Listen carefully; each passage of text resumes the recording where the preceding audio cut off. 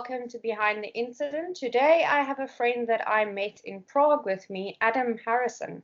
And the floor is yours, sir. Please introduce yourself. Thanks, V.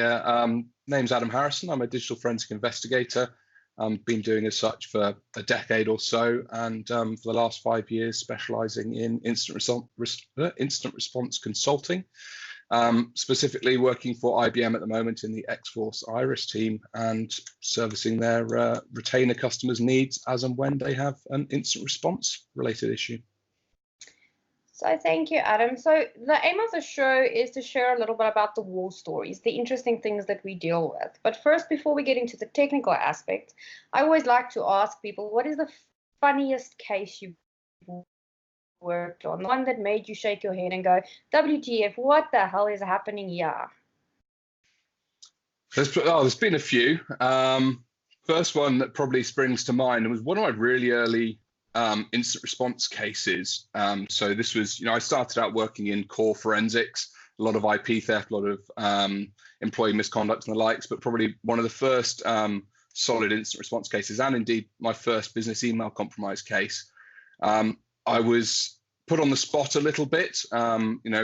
Senior management at the company I worked for might have been a little bit overzealous in describing me as the foremost expert in Google Docs for Business, or G Suite as it's now known, having never seen it before. But nevertheless, I was, the customer was absolutely certain that it was an insider attack, that their IT admins had misbehaved. They needed someone to investigate because the language that was used was just such a perfect emulation of how their finance director spoke, and indeed how he conversed via email. And this was, we're talking like 5-6 years ago. So just as business email compromise was kind of kicking up, and I attended site, having flown interstate, attended site with a number of consultants because they were sure that they had this massive incident. It was a either misuse of hardware or a breach of their network itself, as far as the customer was insisting. And that was the first time, only once we were on site, they were willing to share any evidence. And we got what was just a spoofed email. So, it came from a domain, it came from a compromised mailbox. It had been spoofed to look like the sender was the legitimate sender. And the body of the email that they were, absolutely certain was a perfect impersonation of the finance director.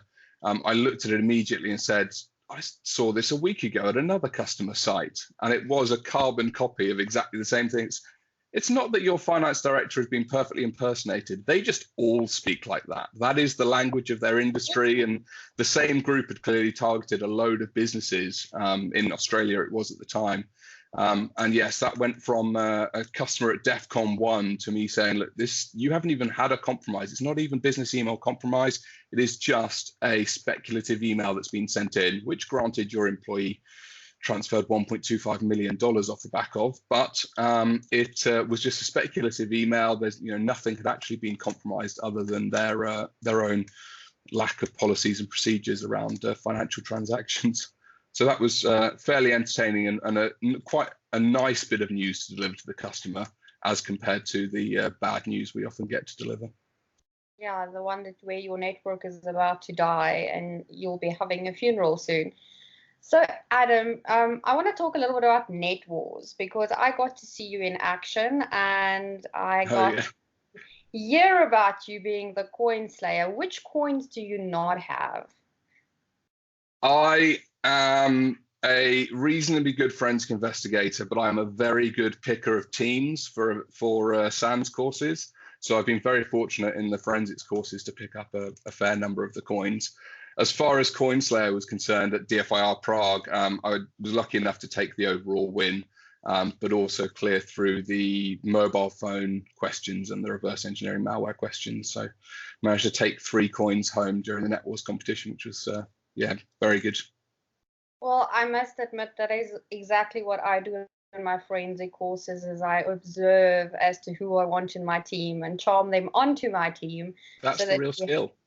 Exactly. It's a social engineering skill, is to know how to pick your teams. So you've done a number of SANS courses.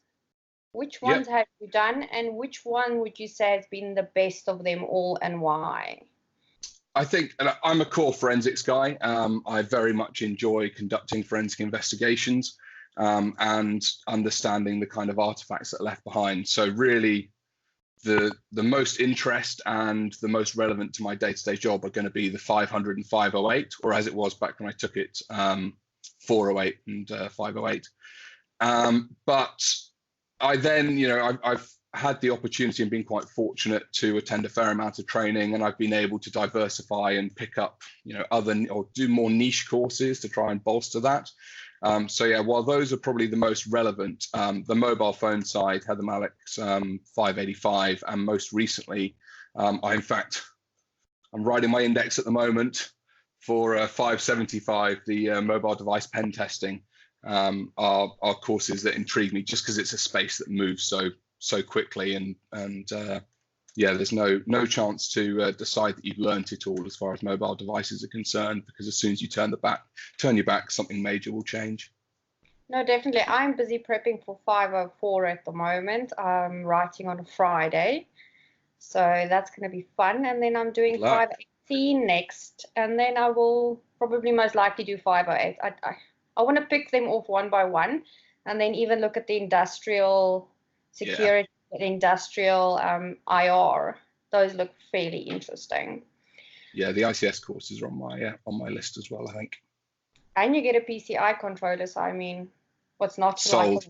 like? Exactly. Toys and little Lego figurines. I remember in Prague how we all tried to get exactly at least like one figurine.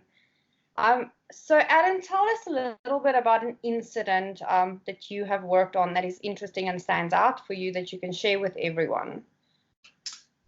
It is, well, as you suggest, the sharing with everyone can be a bit of a challenge. I think I've worked at, one of the things I will say, I've thoroughly enjoyed working in the consulting space because the sheer volume of incidents I've been able to deal with. If you're in-house, it's kind of what's attacking my organization. Being a consultant, you see a lot. So it's almost hard to pick, but at the same time, there's assorted NDAs and confidentiality agreements that you have to worry about. That first business email compromise was, a good example early on that switched me onto the fact that I liked incident response. My first ever network intrusion in case full stop went to criminal prosecution, in fact. So I worked for a company that had a big data recovery arm. And essentially they were called because there had been a massive outage. This company had been wiped off the face of the earth as far as digital terms were concerned. They'd had their backups deleted, or they didn't understand the root cause at the time. What they saw was their entire network go down, but ultimately their backups had been deleted. Virtual machines had been deleted. The ESXi servers had been wiped, like just top to bottom. Entire infrastructure had been destroyed from the the storage associated with the ESXi had been disassociated on the SAN and things like that. So it was pretty substantial damage had been conducted, and it was another case where, again, I had a lack of experience in dealing with incident response, but learn as you go, as you tend to in consulting. I was clearing through, and I was relatively lucky to stumble across a log for what was actually a third party. As we went through the boxes and saw the movement, a lot of it had been done by our RDP, but we wound up on what turned out to be patient zero, in inverted commas. And we found that just at a time as I happened to be looking, there had been a log file turnover. So my attention was drawn to it, because at a key moment, it just so happened that the log turned over. So I opened up that file wondering what it was. And it was the log to a third-party remote access application. It was an iOS app that allowed you to just log into a system, and then you could control that one box. From there, they then pivoted through. And lo and behold, as is rarely the case, we actually had endpoint IP addresses logged into this or recorded in this log. So it wasn't the most technical investigation in the world. There was a log and it did its job. Fantastic news. But as we looked at that log, we saw it was a mobile phone provider within the UK. And we pinged them. And I know when this was, because it was 2012, because the Olympics was going on. And we'd got a court order. We'd made a subscriber request to understand who that telephone number was associated with, and actually it was two mobile phone numbers. And the response was, due to a high volume, or due to anti-terrorism work we're doing at the moment associated with the Olympics, we won't be able to respond as quickly as we would like. So we had to wait 3 or 4 months before the mobile phone provider eventually came back with the subscriber information, and both of the telephone numbers went to the same individual. And it didn't mean anything to us. We showed it to the company, and lo and behold, they said, oh yes, we fired that member of the IT staff 12 months ago. So it was open and shut. As it was, that the fact that was blind, right up until, we found a IP address, we were able to get a mobile device from that, meant I could never have dummied that evidence, as it were. But that was the accusation that was levied by the defendant in the case. And essentially, because he dragged his heels as much as possible, I'd actually emigrated to Australia in the meantime. So all my court appearances were lined up each time to be attended via video conference. And each time, pretty much the day before, I'd be told, no, we're moving the date back. They've been allowed an extension for this reason, that reason. Different experts are going to be called in. Ultimately, he wound up confessing, but was given the maximum term you can get under the Computer Misuse Act for wasting the court's time and for accusing us of falsifying evidence. So I think he's probably out now, but it was, very satisfying to have a real find the perp and see a conviction at the end of your investigation, which unfortunately happens far too little in corporate consulting. So I don't know if you've been watching the news about the US claiming to have added offensive malware to the Russian power grid. I have not seen that. No, I haven't seen that claim. No, it's apparently trending on Twitter, and it's quite interesting. What is your opinion on industrial warfare or cyber warfare happening, and how do you see, us as IR individuals, even in consulting spots, what do you think is our involvement going to be? I think it's in broad terms, it's the same as any other type of warfare, and you're going to wind up in the same sort of a not quite mutually assured destruction, but escalation to an end state. If the US coming out and publicly saying that, then it's going to encourage other foreign nations to either undertake those kind of exercises, if they're not already, or to be more overt and public about the fact that they're doing it. So it's not a good thing. These are, it is an act of war. It's an act of war that can result in casualties. But I think it is historically, ICS, SCADA, the likes, they're not my core competency, but historically it's been known, or it's well discussed, that they are potentially a weak target. You see, a lot of systems that are put out there controlling these devices, which are not patched by virtue of the fact that the manufacturer doesn't supply those patches, let alone the standard reasons that we don't see for patching. So it's going to be exploited by governments invariably, and in the event of any kind of war, it's not quite that the gloves are off and there's no holds barred, but that's just as much of a legitimate target. Taking down the power grid is just as much of a legitimate target as driving across the border or dropping bombs. So it's going to be a part of modern warfare without a shadow of a doubt. Yeah, no, I think as we move into a digital age more and more, the kinetic and the virtual, is starting to amalgamate and merge, that I don't think there's going to be differentiation between kinetic warfare and cyber warfare. I think the one's going to be an extension of the other, and how they relate to expat and dates. Yep. Have you found that your forensic tools often then none break? Because I know all new forensics people that go through our internship program, they always say, but the tool says it's so. And my answer always to them is, welcome to forensics, where tools will break and dates will be wrong. So what is your opinion on that, to someone that's new and says, oh, but the tool said so? Yeah, I think there's two things as far as trusting what you see, particularly advice for newbies into the industry, call it. So many times when I was just starting out, I would have made similar assumptions, or another classic is reading the heading of a log entry and interpreting that like, if it says date time, well, that must be the date time that event happened. Well, no, maybe it's another time attribute that's associated with that event.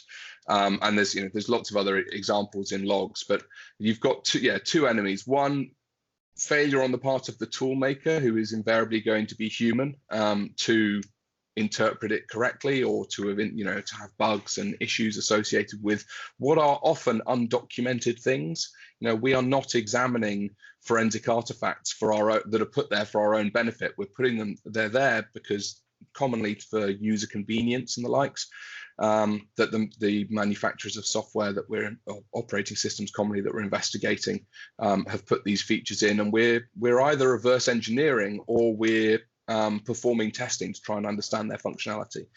That is inherently going to result in flaws and errors. So as you go throughout forensics, I think questioning everything particularly as a junior forensic investigator, questioning everything as well as everything you see is extremely important.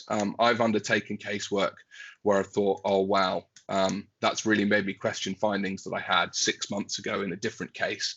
And I think if in candid conversations with any investigator, they'll say that they've come across that particularly early in their career. To deal with that, notwithstanding personal learning, you understanding what the tool is doing or what the artifact is its core is, the next best thing, or should really be encouraged across the board, is dual tooling. So not just relying on the output from one tool. Granted, you can still have common misunderstandings of artifacts resulting in multiple tools reporting information incorrectly. But if you do, that's one instance. In many other instances, you'll find differing results between two tools, and that's just highlighting the fact that you need to dig in deeper. Dual tooling and a constant appreciation of the fact that we're not looking at artifacts that are put there for our benefit. We're looking at artifacts which, our forebears and fantastic forensic investigators historically have investigated and reverse engineered and kind of pieced together how they work and what we can conclude from their state. That's very good advice, and it's something that I've also learned in my career, is to dual tool. And I think the best example of why this works is the Casey Anthony case, where they made a big boo-boo, and the examiners weren't at that's not that they are lacking. They were actually phenomenal people. They just trusted in a tool that they thought was giving them the right information, and it wasn't. I wanted to ask you, I watched a webcast with Matt Bromley, I think the programmer behind Olaf. Yep. And he made mention of a script that you developed specifically for Office 365 Logs. Do you want to tell us a little bit about that? I wouldn't try and take credit for having developed any script in that regard. What I did was pull together a shed load of other people's work into a single location. So I think we were discussing it, and we have discussed it previously. Business email compromise has been a huge part of any consulting incident response investigators' life for the last few years, because it is such an easy way for attackers to make money, essentially, to get relatively easy access to email accounts and then perform impersonation. Now, O365, the dominant player in the space, so invariably I found myself and still do find myself investigating O365 compromise a great deal. And I've pulled together a number of other people's research, a number of queries, a number of things I've learned through doing those cases, which have helped to expedite those investigations, and I've put them together on my blog. The blog itself is blog.123forensics.com, and it's one of many things. I've not written there in a short while, nature of having a new job and being very busy, but if I ever come across anything or do a bit of research, I tend to stick it up there and try and share it. And there's a few resources that are linked there as well, some great presentations people have done into how to get quick wins when investigating business email compromise in O365. Yeah. Now on to the non-technical portion. So I have been very passionate about forensics people taking 5 minutes and slowing down, because often than none we are chasing incidents, doing logs, drinking tea, and not really looking after ourselves. What is the main thing that you do to make sure that you are healthy and overall just mindful? It's an interesting one. It's something that I kind of came to relatively recently, or a realization I came to relatively recently, that I wasn't looking after myself as well as I should be. And I see it in colleagues all the time. And I think I've seen you giving people advice and sort of telling people to take a minute in high stress situations. And I try and take the lead on doing the same in and amongst my colleagues. But personally, I mean, notwithstanding the classic answer that my family is, that's my happy place, as it were, and I've got a fantastic wife and 2 kids. But that in itself, I actually work from home, and it's fantastic. That is a great way to work if you are a incident response consultant, because you're either in a comfortable place and always ready to, and relaxed, but always ready to travel at short notice, which could come at any moment with no notice. But my more recent push is I actually have an allotment. So I have a plot of land. You can get them in the UK. The government sort of mandates that they can be available where you can grow crops and flowers and the likes. So I pay my £24 a year to have an allotment. I then pay substantially more so that it's got 4G high-speed internet and various things available that I can respond quickly if required. So I get 70 meg to my shed via a solar-powered 4G internet connection. And I could be sat forking up some potatoes, and then in the event that the call comes in, I can open up the laptop and jump straight to work if required. That's actually a very unique way of relaxing, getting some vitamin D whilst being able to respond to an incident. Now, I always say this to people when they want to say, oh, I want to do DFIR. It's so cool, I've watched CSI, what advice would you have for me? And one of the things that I always say is be prepared to never be prepared and always jump on a plane at a whim. What would your advice? I think I lost you there, B. I'm assuming the question was, what would your advice be?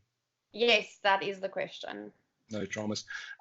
It depends on where someone is in their career. If someone is looking to make a career change, then I'd probably provide specific advice.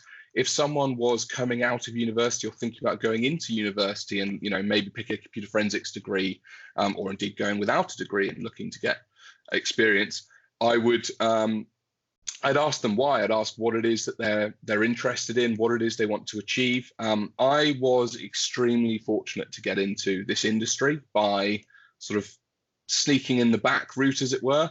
And it can be a difficult one to break into. And a lot of the jobs out there, particularly in public sector forensics, if you want to work for the police and the likes, it's not necessarily hugely pleasant work, and it can be, considerably more stressful than the stuff that we deal with, or have a greater impact on your life. So I'd look for people to get an understanding of what it is they're actually looking for.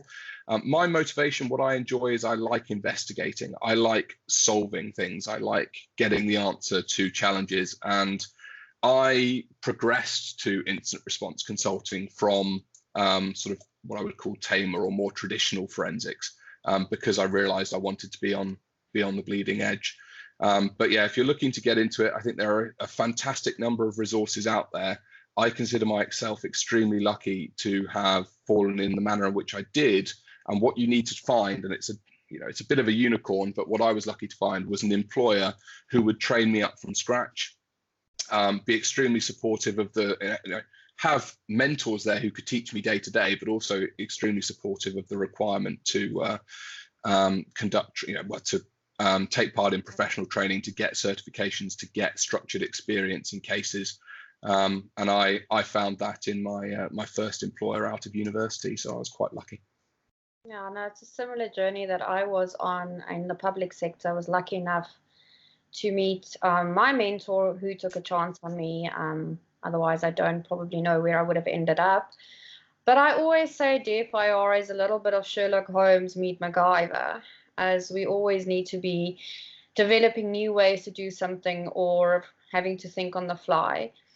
If you can give any advice to people wanting to learn more, what would that be? What would your advice be to someone that has found themselves in DFIR for years and now become bored with it, not continually learning? So what advice would you give to them? I think Yeah, it's a difficult one to rest on your laurels if you're actually in the industry. You know, if you're not constantly learning, you've been left behind invariably. So there's probably going to be some catch up to be done. But there are a huge number of resources out there. I'm a big proponent of the SANS training, but there's a cost associated with that. I'm also, you know, aware of what's going on. Twitter is a fantastic starting place. And then the likes of Phil Moore, who you know, pulls together This Week in Forensics, pulls together resources on a weekly basis and a monthly summary. That is such a good starting place to see what people are looking at, what people are investigating. I ebb and flow on Twitter as to how active I am, basically dependent on how busy I am.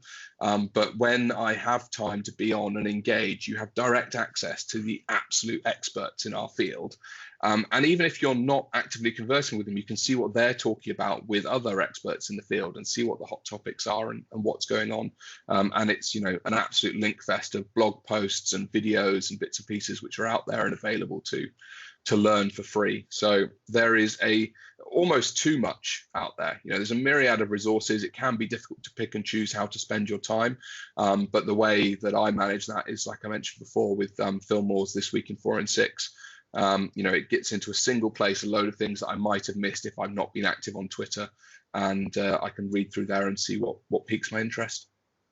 No, definitely. I think one of the things that I do is I watch a lot of SANS webcasts. I find that the latest things are always on there, and even things that I never knew about or wasn't aware had such an impact. I mean, if you think of the SRAM, which not a lot of people know of, actually holds so much phenomenal information. Just before I let you go, there's always this debate, commercial tool versus open source. What is your stance on it? Best tool for the job. That's the politically correct response, isn't it? It's an interesting one. I think there is definitely a place for commercial tools. I came up, and that first employer was an Encase shop. They gave me a guidance passport, which I took to the nth degree and took every one of Guidance's courses, you know, 10 plus years ago that they had available. And I did all of my forensics through Encase, or then pivoting out to other tools as required, you know, if it was something that Encase didn't handle particularly well. I think that, you know, commercial tools for something to explore and examine a disk, there's definitely a place for that. And you know, personally, I've moved more and more. Back then, I used X-Ways essentially just if I needed to rebuild a RAID. It's now looking at as being my principal tool if I am going to browse a disk. But ultimately, I think as you mature, you're going to find that by virtue of the fact that this research is being done by other investigators, they are going to release those tools. You are going to have benefit of other people's work that they're releasing in an open source manner. And I think everyone should be encouraged to do the same. So, you know, if I need to parse something, I'm probably going to put it together in Python and I'll then publish it. I may or may not, because it's probably terribly written, but I would, and that's what the blog was about as well, is trying to give back. And that's exactly what open source does. So both open sourcing your own work and indeed taking benefit of others, I think is, you know, that's the core of this community. That's the core of forensics. But we still have that hurdle when you start talking about going into court and the likes, where a commercial tool seems to carry, or saying you've used, you know, industry standard tools, etc., seems to carry a bit of weight. So that has to be a consideration as well. No, definitely. But Adam, thank you very much for joining me today on such an impromptu between incidents and between meetings. I really appreciate it. And I hope to see you soon when we maybe perhaps do Forensic Jeopardy and record a segment for that. But you must have a phenomenal day, and I will speak to you soon. It's been great. Thank you very much for having me. And yeah, let's definitely catch up. Cheers. Cheers.